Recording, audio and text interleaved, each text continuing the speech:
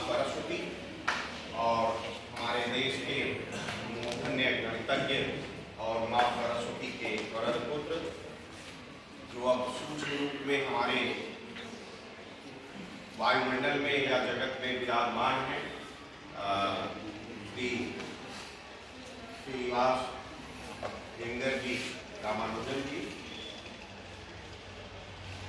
मंच पर विराजमान हमारी गणित की अध्यापिका सुश्री अनुपम शर्मा जी, सुश्री गायत्री शर्मा जी, हमारे विद्वान साथीगण और आज का बखूबी मंच संचालन कर रही पूर्णिमा गोयल याकवाल यतिंगल ये भाषा में कहा जा सकता है ये सब समांतर है। गुप्ता कहिए, सिंघल कहिए, अग्रवाल कहिए, बनिया कहिए, बनिया कह दो। बात एक ही है, गणितीय भाषा में समझाया जा सकता है। आज राष्ट्रीय गणित दिवस की आप सबको बहुत सारी शुभकामनाएं। हमारे प्रशिक्षणार्थियों ने बहुत ही अच्छा कार्यक्रम प्रस्तुत किया।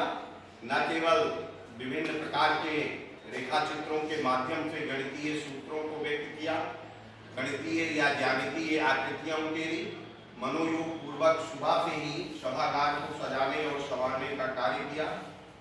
तो सभी प्रशिक्षणार्थियों को जिन्होंने मंच पर आकर के गणित के बारे में अपने साथियों को संबोधित किया, अपने विचार रखे या आपने ये पत्र वाचन किया, और उन प्रशिक्षणार्थियों को भी जिन्होंने गणित दिवस के अवसर पर अपने साथियों का उत्साहवर्धन किया और यहाँ पर बैठे रहे। आज का जो विषय है वो है सभ्यताओं के विकास में गणित की भूमिका। कल्पना करें कि ये पुष्प है और इस पुष्प को प्राचीन काल में मनुष्य देखता रहा होगा और वो सोचता रहा होगा कि कैसे क्या करे कि ये कितना है। आश्चर्य तो उसे उस समय भी होता रहा होगा। रात में वो आसमान की तरफ देखता रहा होगा, तारों को देखकर सोचता रहा होगा कि ये क्या है। पेड़ों को देखता रहा होगा, उसके सामने एक समस्या आई होगी, किसी ने कहा होगा कि ये पेड़ मैंने लगाए हैं या इन पेड़ों पर मेरा अधिकार है। दूसरे लोगों ने कहा था कि कैसे आपका अधिकार है। तो मनुष्य के सामने बहुत सारी समस्याएं आती रही होंगी। उन समस्याओं के निदान का जो उसने उपाय सोचा वो अपने मानसिक चिंतन के द्वारा सोचा और एक नई भाषा का विकास किया या एक नई विधा का विकास किया जिसे गणित कहा गया। भारतीय संदर्भ में अगर कहा जाए तो गणित शब्द का अर्थ होता है गणना करना, और गणना करना पूरे विश्व की प्राचीनतम सभ्यताओं में आज जिस स्वरूप में हम गणना करते हैं वो उनका कार्य है या उनका योगदान रहा है कि आज इस स्वरूप में हम गणना कर पाते हैं और उनके द्वारा खोजे गए ज्ञान से लाभ उठा पाते हैं।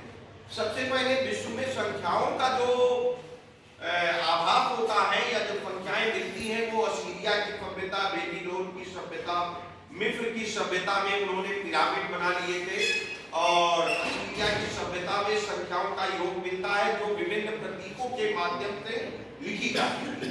और वह प्रतीक आज की तरह नहीं होते थे।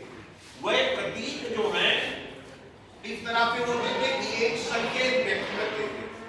गणित के बारे में कहा जाता है कि ये एक अंतरराष्ट्रीय भाषा है और मानसिक भाषा है। गणित के जो प्रतीक होते हैं वो आज भी अगर हम देखें तो अभौतिक होते हैं, केवल विचारों में होते हैं। तो विश्व की सभी सभ्यताओं में गणित की गणना करने के लिए मनुष्य ने जिन प्रतीकों का सर्वप्रथम प्रयोग किया, इसीलिए किसी भी भाषा में अगर आप एक देखेंगे तो लगभग वो पाई के आकार में ही लिखा जाता है, चाहे रोमन में लिखा जाए चाहे भारतीय संदर्भ में लिखा जाए। तो कहने का मतलब व्यक्तियों ने सबसे पहले किसी वस्तु की गणना करने के लिए जमीन पर, पेड़ों पर या कह लीजिए पत्थरों पर एक लकीर खींच करके उसको गणना के रूप में प्रयुक्त किया होगा और उससे आगे वो गणित में बढ़े होंगे।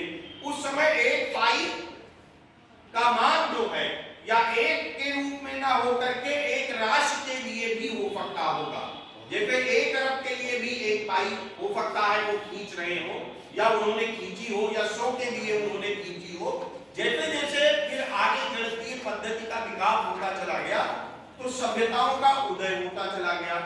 अगर हम ध्यान से देखें तो मिस्र के पिरामिड जिस आकार और स्वरूप में हमें दिखाई देते हैं वो बिना गणितीय ज्ञान के नहीं बनाए जा सकते थे।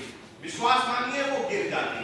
इसी तरह से दिल्ली के पास मैनरी का जो लौह स्तंभ है वो भी बिना गणित के ज्ञान के नहीं ढाला जा सकता था। दक्षिण भारत में पाए जाने वाले प्राचीनतम मंदिर बिना गणित के ज्ञान के नहीं बनाए जा सकते थे। भास्कराचार्य ने पहले कहा था कि शून्य का महत्व जो है वो बहुत अधिक है और उन्होंने कहा था कि जिस प्रकार से शून्य में संपूर्ण ब्रह्मांड को समाया जा सकता है और सबका उदय जो है वो शून्य पे होता है, शून्य को अनंत तक भाग दिया जा सकता है, जिस प्रकार पे हम किसी रेखा को अनंत तक खींच सकते हैं। इसके अलावा हमारे देश के महान वैज्ञानिक या गणितज्ञ जो भी हम कह रहे हैं आर्यभट्ट, उन्होंने बताया कि पाई का मान 3.14 होता है। एक यूरोपियन विद्वान थे, नाम मैं उनका इस समय भूल रहा हूँ, उन्होंने 3.12 और आगे बताया था, उसको उन्होंने शुद्ध किया और अनुमान लगा करके उस समय संख्याएं व्यक्त की जाती थी। केवल भारतवर्ष में नहीं, विश्व की सभी सभ्यताओं में ज्यामिति का प्रयोग करने वाले यूक्लिड के बारे में हम बहुत कुछ जानते हैं और उन्हें कहा जाता है आज के संदर्भ में कि उन्होंने गणितीय या ज्यामितीय आकृतियों को बड़े अच्छे ढंग से व्यक्त किया था। विश्व का प्राचीनतम विश्वविद्यालय प्लेटो ने खोला, जिसका नाम उन्होंने दिया है अकादमी, और उसके प्रवेश द्वार पर लिखा ज्यामिति पे अपरिचित व्यक्ति यहाँ प्रवेश न करें। तो यूनान में ज्यामिति के बारे में जानना, समझना, पढ़ना यूनान वासी अरस्तु, प्लेटो और सुकरात के समय समझ गए थे। अगर वो नहीं समझ गए होते तो अपने एकेडमी के प्रवेश द्वार पर प्लेटो ये शब्द ना लिखाते। भारतीय संदर्भ में देखा जाए तो वैदिक ग्रंथों में विभिन्न प्रकार की वेद का मतलब है यज्ञ कराना। वेदों में यज्ञ का आह्वान किया गया है। यज्ञ जो है वो देवताओं को प्रसन्न करने के लिए किए जाते थे और उनमें उनको प्रसन्न करने के लिए विभिन्न प्रकार के संविधा डाली जाती थी। तो जो वेदियां बनाई जाती थी, आज भी अगर हम देखें किसी मांगलिक कार्यक्रम में जो वेदी बनाई जाती है, क्या वो ज्यामितीय आधार पर आधारित नहीं है? प्राचीन भारत में मंदिरों को और रथों की जो परिकल्पना की गई है, आज के समय हम कोई भी वस्तु कितनी बड़ी बना लें, लेकिन उल्लेख मिलता है रामायण में, वाल्मीकि में, कि रावण के पास जो रथ था उसमें एक व्यक्ति का अपमान रीति ही रहता था। आप कहेंगे कि ये कल्पना हो सकती है, लेकिन सभ्यताओं के विकास का योगदान देखिए कि अगर उनके मस्तिष्क में ये बात नहीं थी वाल्मीकि जी के, तो उन्होंने कैसे लिख दिया कि उस पर एक स्थान रिक्त रहता है। कहने का मतलब गणित की गणना करना महर्षि वाल्मीकि जी को आता था, तभी उन्होंने अपने रामायण में इस बात का उल्लेख किया। अगर गणित के बारे में उनकी समझ ना होती तो वो इसके बारे में नहीं लिख सकते थे। दक्षिण भारत में जो मंदिर बने हुए हैं प्राचीन विशालकाय, जैसे एक मंदिर है उसका नाम मैं भूल रहा हूँ इस समय, पहले तो याद था कि उसके पत्थरों के नीचे, जैसे ये बीच में जो पत्थर लगे हुए हैं मंदिर में, उसके नीचे से आप कपड़ा निकाल सकते हैं। कहने का मतलब जो शिलाखंड है या कह लीजिए प्रस्तर है या स्तंभ है, वो जमीन को टच नहीं कर रहा है और पूरे मंदिर के भार को वो संभाले हुए हैं। तो क्या ऐसा कार्य बिना गणित के किया जा सकता था? सिंधु घाटी की खुदाई में राधादास बनर्जी और एक विद्वान के द्वारा जब की गई तो हमको पहली बार पता चला कि वैदिक सभ्यता से पूर्व भारत में एक नगरीय सभ्यता निवास करती थी और वो जो नगरीय सभ्यता थी उसके बारे में प्रत्यक्ष प्रमाण है, कल्पना करने की बात नहीं है। पाकिस्तान और उसके कुछ अवशेष तो हमारे गुजरात और राजस्थान में भी बाद में खोजे गए और पाए गए। उन सभ्यताओं के बारे में जब हम जानते हैं और देखते हैं तो सड़कें संपूर्ण होती थी, मकान जो है वो 2 मंजिला होते थे, नालियों को ढका जाता था, दूसरी मंजिल पर भी अपना घर बनाए जाते थे और भवन जो है सड़कें एक दूसरे को समकोण पर काटती हैं। क्या आप समझते हैं कि सिंधु घाटी के जो लोग थे उनको अगर गणितीय ज्ञान ना होता तो इस तरह के भवन या इस तरह का चौराहा या इस तरह का नगर को बना सकते थे? नहीं बता सकते थे। भारतवर्ष में सिंधु घाटी के लोग भी जो थे अरब देशों से व्यापार करते थे। तो आप क्या समझते हैं अरब देशों से जो उनका व्यापार समुद्री मार्ग के द्वारा होता था, तो क्या समुद्र की गणना करना या समुद्र क्या उसका बिना ज्ञान के वो जान जाते रहे होंगे कि हमको किस दिशा में जाना है और कहां तक जाना है? अन्यथा तो वो भी मार्ग को भटक करके और कोलंबस और वास्को डी गामा की तरह नई दुनिया की खोज पर निकल सकते थे या कुछ नया खोज सकते थे। तो कहने का मतलब उनका गणितीय ज्ञान जो था वो समुन्नत अवस्था में था। हम सब लोगों का अब तक दुर्भाग्य है या कह लीजिए कि हम सबके ज्ञान की कमजोरी है कि आज तक हम सिंधु की लिपि को पढ़ नहीं पाए हैं। अगर हम सिंधु की लिपि को पढ़ पाए तो उनकी गणितीय ज्ञान के बारे में, उसमें मिट्टी के खिलौने मिलते हैं, विभिन्न प्रकार की मूर्तियां मिलती हैं, विभिन्न प्रकार के बर्तन मिलते हैं, क्या वो हमको गणितीय ज्ञान का आभास नहीं कराते? क्या उनके पास गणितीय ज्ञान नहीं रहा होगा? इसी तरह पे हमारे यहाँ परिकल्पना की गई है, बहुत सारे हमारे विद्यार्थियों ने भी और अनुपम मैडम ने भी बताया कि संगीत में 7 स्वर होते हैं और संगीत के जो 7 स्वर होते हैं उनका एक क्रम है और वो संगीत की रचना आज नहीं की गई है। हमारे यहाँ माना जाता है कि जो उत्पत्ति हुई है शब्द की वो भगवान शिव के डमरू ओम से हुई है और ओम में 3 शब्द हैं जिसका अर्थ होता है प्रणव। प्रणव का मतलब है रचना करना या सृजन करना, नया निर्माण करना। तो आप समझ सकते हैं कि हमारे यहाँ तो जो मंदिर बनाए जाते हैं उनका जो गर्भगृह बनाया जाता है वो भी विशुद्ध वैज्ञानिक गणितीय पद्धति पर होता है और इस तरह से होता है कि उसको जानने और समझने के लिए विदेशों से लोग आते हैं और आज भी भारतीय वैदिक गणित को जानने और समझने का प्रयत्न किया जा रहा है। भारतवर्ष में नहीं है, विश्व की विभिन्न सभ्यताओं में आधुनिक गणित की जब हम बात करते हैं तो जब यूरोप में कोपरनिकस, न्यूटन, गैलीलियो इन लोगों का योगदान हुआ और इन लोगों ने अपनी गणितीय गणना के द्वारा बताया कि संसार जो है इस तरह से संचालित होता है। जैसे कि बहुत पहले, इनसे हजारों साल पहले हमारे यहाँ कौन आर्यभट्ट जी ने बता दिया था कि पृथ्वी सूर्य की परिक्रमा करती है। वैज्ञानिक तथ्य है, गणितीय तथ्य है, सत्य है, उन्होंने बता दिया। लेकिन जो उनकी पुस्तक थी लीलावती उसके मात्र केवल 34 श्लोक हमको प्राप्त होते हैं। जो ज्ञान उनका 34 श्लोकों में है वही हम अध्ययन कर पाते हैं। अगर उनकी पूरी पुस्तक मिल जाती है हमको या जितने ग्रंथ उन्होंने लिखे वो ग्रंथ हमको मिल जाते तो हम समझ सकते हैं कि हमारा ज्ञान कहां पर होता। भारतवर्ष ही एकमात्र ऐसा देश है जिसके नाम पर किसी महासागर का नाम रखा गया, इंडस सी या हिंद महासागर कहते हैं अपनी भारतीय भाषा में। तो क्यों नहीं रखा गया विश्व के किसी महाद्वीप या देश के नाम पर? हमारे नाम पर क्यों रखा गया? क्योंकि प्राचीन काल में भारतवर्ष का ज्ञान विज्ञान समुन्नत अवस्था में था। अगर नहीं था तो नालंदा और तक्षशिला विश्वविद्यालयों में पढ़ने के लिए तिब्बत और हिमालय पर्वत पार करके चीनी लोग क्यों आते थे?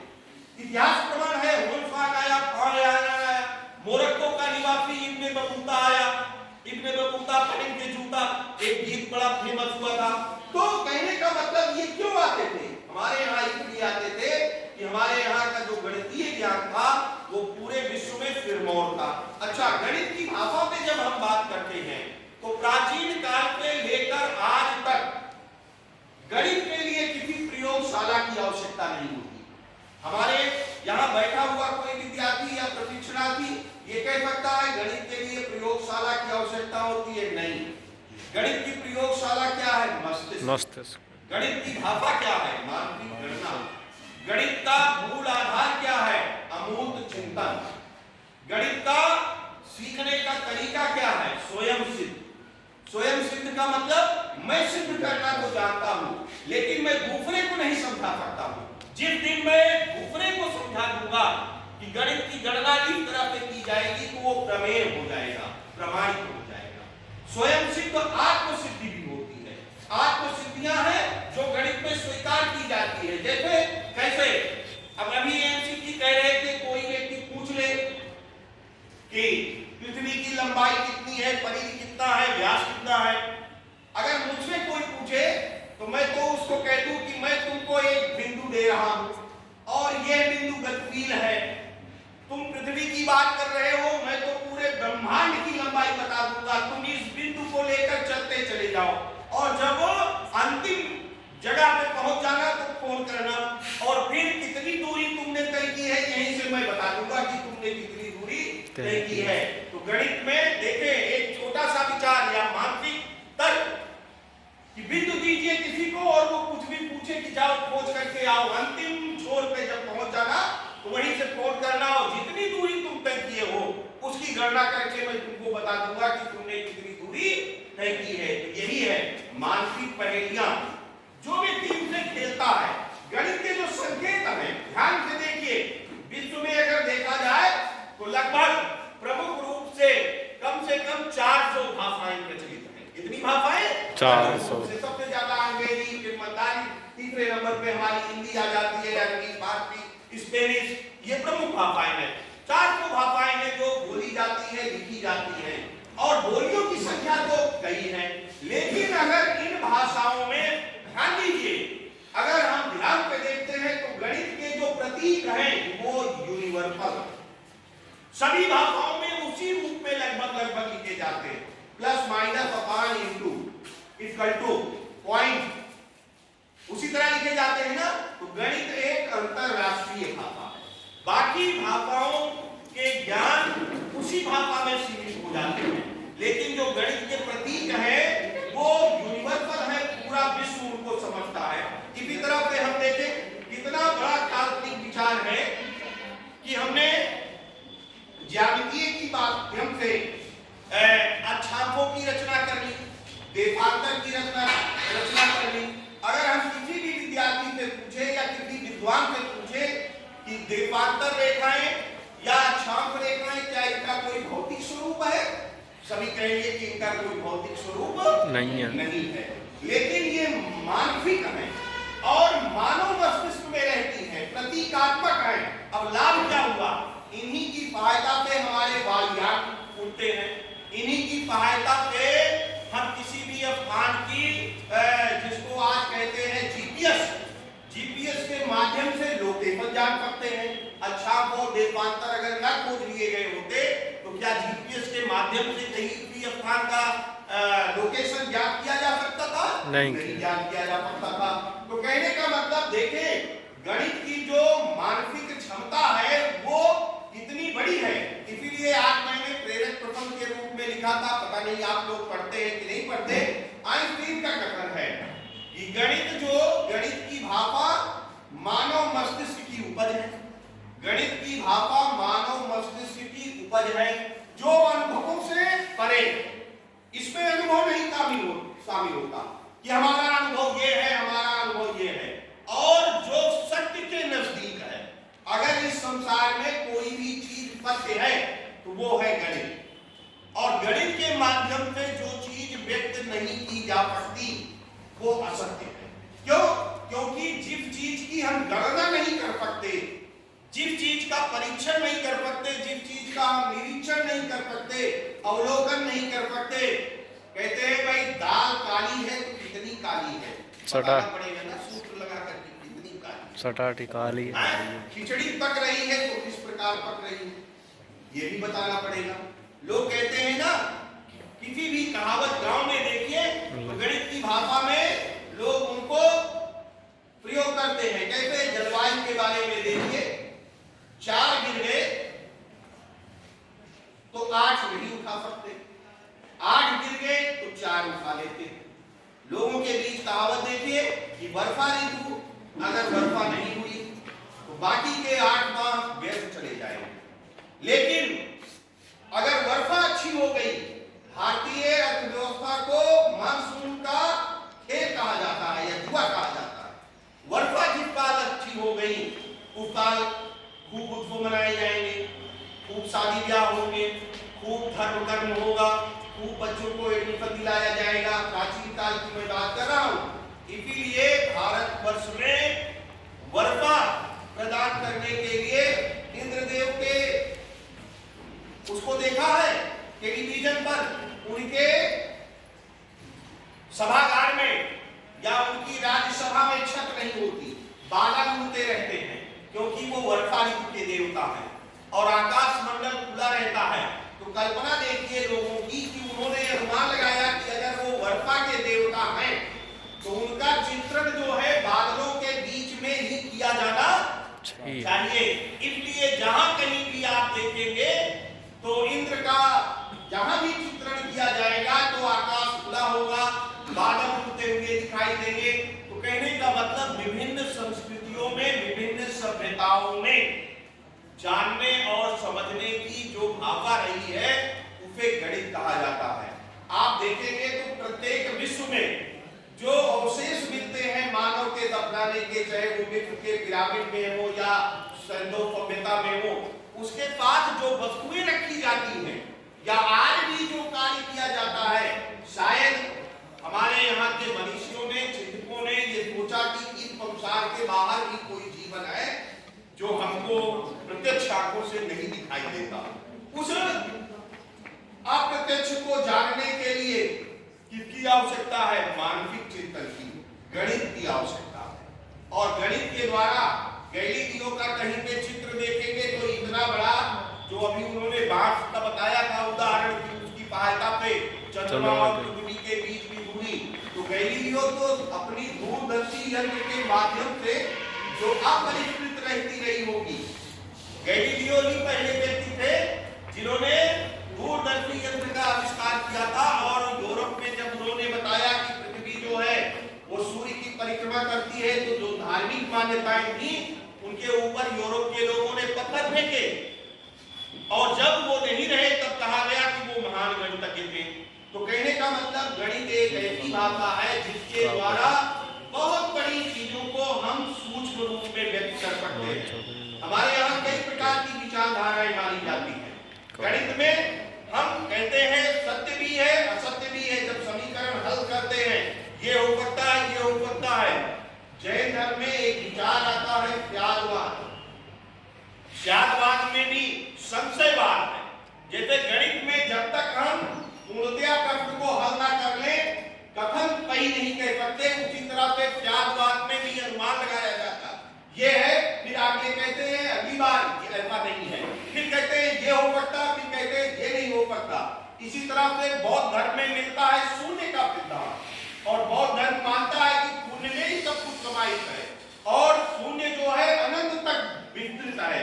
हमारी भारतीय संस्कृति में माना जाता है कि जिस प्रकार से एक ईश्वर में सभी भूत आदि सम्मिलित हो सकते हैं, या परमात्मा में विश्व की सभी आत्माएं सम्मिलित हो सकती हैं, उसी प्रकार से एक शून्य में या एक बिंदु में ब्रह्मांड समाहित हो सकता है। और ये ज्ञान हमको गणित के द्वारा ही प्राप्त होता है। तो गणित एक ऐसी भाषा है जो अंतरराष्ट्रीय भाषा है, मानसिक रूप से सीखी जाती है। और अगर आपके अंदर मनन करने की शक्ति है या आपके अंदर संकल्पना है, तो निश्चित रूप से आप गणित को पढ़ सकते हैं। बुद्धि विलास का कार्य है, सोचते रहिए, चिंतन करते रहिए, चिंतन करते रहिए। और चिंतन जो है जब आपका सटीक हो जाए तो फिर आप कुछ समाज को नया दे सकते हैं। उदाहरण के लिए आप ध्यान में देखें, एक कारपेंटर, एक लोहार गणित के नियम तो नहीं दे पाते, लेकिन यहीं पर आप देखिए गणित की जो स्वयं सिद्ध होती है वो कैसे दैनिक जीवन में कार्य करती है। यहीं पे बगल में है थोड़ा भी धाकड़ जी नहीं है, गणित की गणना कर रहे हैं, टोडा भीम से उनका संबंध है, वहीं पे उनका गांव है। तो टोडा भीम में बहुत सारे आज भी जुगाड़ बनाते हैं। क्या बनाते हैं? जुगाड़। तो जुगाड़ बनाने में क्या गणित के ज्ञान का उपयोग नहीं किया जाता? किया जाता है। विश्वास मानिए, अब किसी ने मुझे 2-3 दिन पहले या 4-10 दिन पहले बताया कि अब जुगाड़ जो है वो सेल्फ स्टार्ट हो गए। क्या हो गए हैं? Self start. तो उनको गणितीय ज्ञान तो नहीं है, लेकिन दैनिक जीवन में वो गणित का प्रयोग करना जानते हैं या नहीं? बताओ। जाने।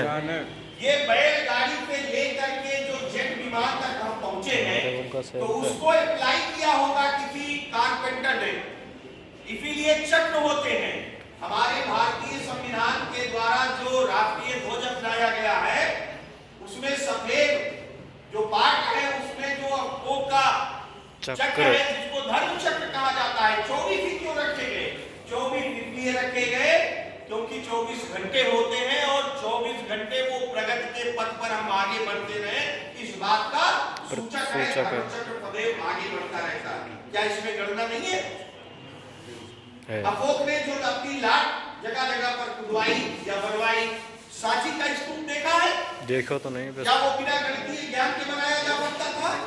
नहीं बनाया जा फोटो देख लियो। तो दैनिक जीवन में जैसे गांव की दादी अम्मा दही को देखकर बता देती हैं कि या में कितने एक पानी और कितने एक छाछ है, ये उनके गणितीय ज्ञान का आभास कराता।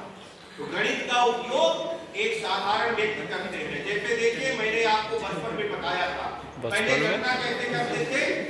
गणना करना जब नहीं जानते थे तो इसको तोड़े और रख दिए यहाँ 5 है, तो 5 नहीं जानते थे तो कहते थे 1, मतलब उंगली पे 1। रोमन भाषा की उंगली को देखिए, 1 लिखते हैं इस तरह ना, 2 लिखते हैं इस तरह, 3 लिखते हैं, रोमन लिखते हैं इस तरह, 4 लिखते हैं इस तरह और 5 लिखते हैं तो हथेली का आकार कराता है कि नहीं? उस समय रोमन वालों ने कहा अंगुलियां तो 5 होती हैं, आगे की गणना कैसे की जाए? भाई 1 का कर लिया, 2 का कर लिया, 3 का कर लिया, 4 का कर लिया और चलो 5 का कर लिया। बी आकार लिख के 5 की गणना कर। फिर उन्होंने कुछ दिन बाद, कई पीढ़ियों बाद 5 के आगे 1 और जोड़ दिया। कितनी हो गई? 6। अब 9 तक पहुंच गए। लेकिन अब कहे 10 क्या किया जाए? तो 10 खोजने में जो x लिखते हैं, क्योंकि उनके यहाँ शून्य नहीं था तो दहाई नहीं लिख पाते थे, तो शून्य नहीं लिख पाने के कारण कई पीढ़ियां लग गई रोमन उसमें। और जब अरबों के माध्यम से, अरब देशों के माध्यम से भारतीय गणना पद्धति और पहुंची, तब उन्होंने शून्य लगाना और शून्य के बारे में जाना और अपनी गणना को परिष्कृत किया या शुद्ध किया। इसलिए यूरोप लोग आज भी अपनी गणना की पद्धति को अरब की देन मानते हैं। अरब लोगों ने हमसे सीखा और वहां तक पहुंचाया। देखिए गणित कितना अच्छा विषय है कि नौ जो था, जब शून्य का आविष्कार नहीं किया था या हुआ था, तो 9 जो था वो सबसे बड़ी संख्या थी, तो बड़ा घमंड में रहता था। बात में कोई बात हो गई तो उसने 8 को एक छापा लगा दिया, क्यों? मैं तुझसे बड़ा हूं। उसने कहा कोई बात नहीं, बड़ा है। तो 8 ने दूसरे दिन कहा मैं 60 से तो बड़ा हूं। अब ये क्रम नीचे पहुंचता रहा, 1 तक पहुंचा तो 1 ने कहा क्यों? तो पता चला कि भाई सबसे छोटा हम ही है। एक प्रयत्नशील था, उसने मानसिक चिंतन किया, उसने तर्क किया, कल्पना किया और कहा कि जो कुछ नहीं है ना, उसको मैं अपने बगल में बिठा लेता हूं। अब एक क्या हो गया? सबसे बड़ा हो गया। तो जीवन में यही करना सीखिए, जो कुछ नहीं है, जो शून्य है, उसको अपने साथ जोड़िए। जिसको आज आप समझते हो कि ये बेकार है, व्यर्थ है, दुनिया गोल है। क्या है? गोल। किसने बताया? गणित ने। तो हम जहां पे चलते हैं, चलते चले जाओ, चलते चले जाओ, चलते चले जाओ, चलते चले जाओ, चलते चले जाओ, तो क्या होगा? वही फिर वापस आ जाएंगे। तो इसलिए ये मत सोचिए कि आज जितने काम नहीं है, कल उससे काम नहीं पड़ेगा। दुनिया गोल है तो मुलाकात तो होगी। तो इसलिए कोई छोटा और कोई बड़ा नहीं है। तो गणित ज्यादा से ज्यादा सीखना चाहिए और इसमें कल्पना का बड़ा महत्व है। ऐसे जो जिन लोगों ने कल्पना के घोड़े दौड़ाए, ध्यान दीजिए, जिन लोगों ने कल्पना के घोड़े दौड़ाए, आगे चलकर वही गणित बने। और जिन लोगों ने कल्पना के घोड़े नहीं दौड़ाए, वो वहीं पे वहीं रह गए। इसलिए कल्पना के घोड़े दिन रात दौड़ाते रहना चाहिए और ज्यादा से ज्यादा गणित सीखना चाहिए। आपका कार्यक्रम बहुत अच्छा रहा। आगे जब